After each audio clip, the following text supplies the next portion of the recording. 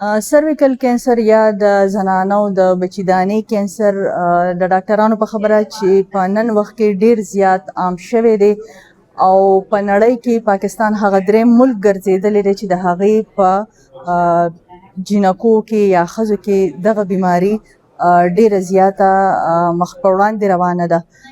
نو د دې بیمارۍ وجوهات څه دي، د کم عمر کې د دې د زیاتېدو هغه ریشو چې کومه ده هغه زیاته ده، په دې هکله به د ډاکټر صاحب نه پوښتنه وکړو. زما نوم ډاکټر سهیل فاروقي دی، زه ډایرکټر EPI پروګرام خیبر پښتونخوا حکومت کې.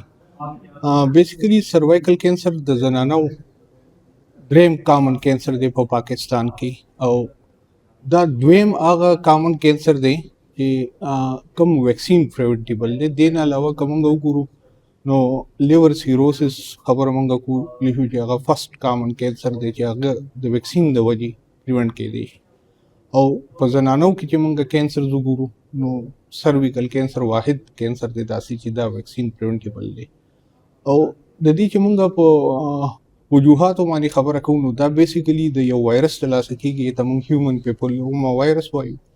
او دې کینسر کې چې کله ریپیټډ انفیکشنز کېږي، بار بار بچو ته زمونږ کوم بچیان دي هغوی ته د ریپیټډ انفیکشن کله کېږي نو په لیټ ایج کې د دې کینسر وجه جوړیږي. او په دې کینسر کې موږ سره ټول نه دغه دي چې د دې علامات موږ ته ډېر لیټ سټیج باندې ښکاره کېږي د 35-40 سال نه وروستو، او هغې ټایم کې د دې ایډوانس سټیج ته تللی دا کینسر نو بیا د دې کمپلیکیشن ډېر زیات دي.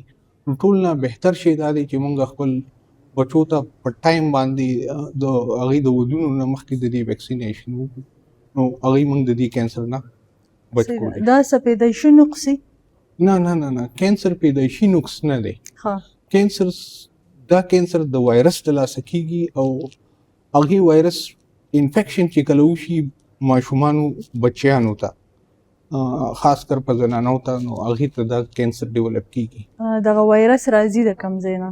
دا وایرس چې کوم دی دا په باډي فلویډس کې چې څومره باډي فلویډس دي فرض کړه هغه توکاڼې شوي هغه نور باډي فلویډس شول نو دا په هغې کې چې کله هغې سره ډایرکټ کنټیکټ راځي نو دا خورېږي د یو نه بل.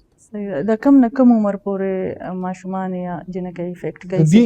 د دې بیسیکلی دا هر ایج ګروپ افیکټ کولی شي، خو موږ غواړو دا چې د دې افیکټیو پریونشن هله پاسبل دی، دې نه بچاو هله پاسبل دی چې کله دا د واده نه مخکې دا ویکسین ولګي، ځکه چې د واده نه وروسته بیا د دې ایکسپوجر ډېر زیات کامن وي نو هغه بیا ریپیټډ انفیکشن کېږي د ماشومان بچیانو ته، او د هغې د وجې په لیټر آن سټیج کې د دې انفیکشنز نه کینسر ډیولپ